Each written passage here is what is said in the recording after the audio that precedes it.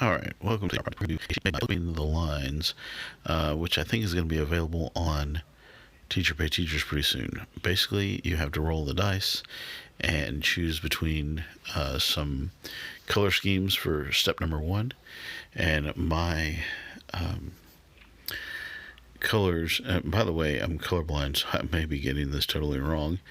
I can see color, but I can't always match them. So I just went with what I thought we had, which was like a very light yellow, a very light orange, and a very light green.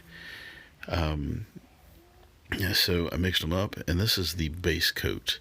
One of the great things about this sheet is it doesn't require you to really make any decisions too much. You can just roll the dice and do whatever it tells you to do. And so I went with that as much as possible. I used these real, pastel colors that I mixed up with acrylic ink, and used it as a base coat to cover my page. Now you can do this any way you want to. I guess I could have painted the whole page one color and then come back, or I could have done stripes or anything.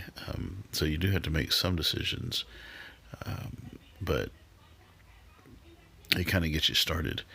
So for the third color, I mixed up a little emerald green and white and put on here.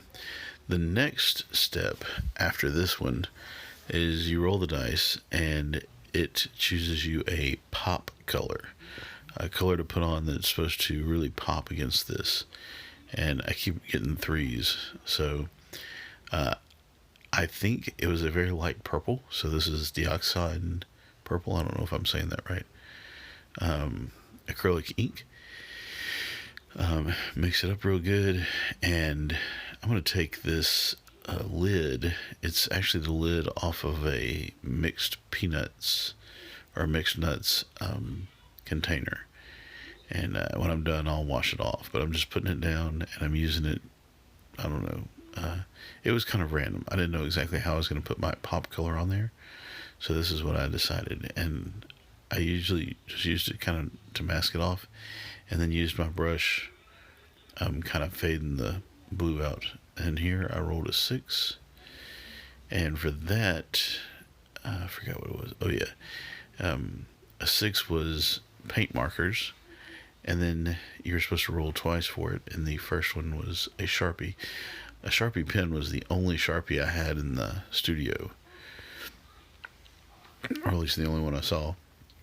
And then I rolled again to find out whether I should do a geometric pattern or a organic pattern. And a 4, 5, and 6 is an organic pattern. You can see I rolled a 4. So I'm going to put this organic pattern in the middle of the circle. Again, you can make decisions occasionally. Like I could have put the organic pattern outside the circle or inside the circle. I could have used a different organic pattern. So you do have to make decisions, but the roll of the dice guides several main things. So as well as a Sharpie, I was also supposed to use a paint pen. And I didn't get crazy with the paint pens. I just chose this one, which I think is green. And filling in my organic pattern that I made. This whole process probably took me an hour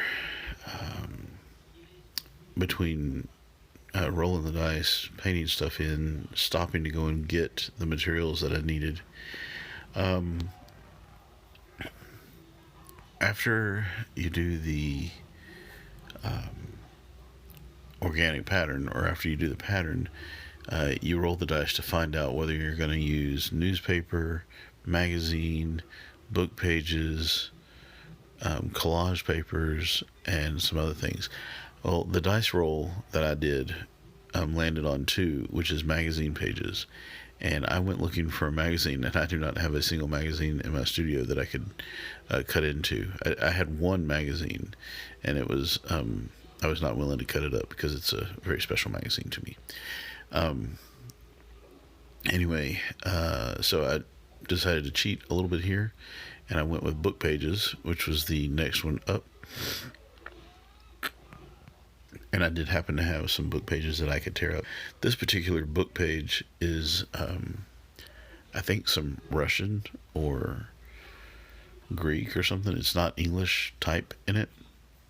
I don't really know what it is, but I bought it at a used bookstore, and I don't know. It could be a really special, expensive book. I don't know, but I can't read it, so I use it occasionally to do this because I like the fact that you can't really read the lettering, but you know it's lettering.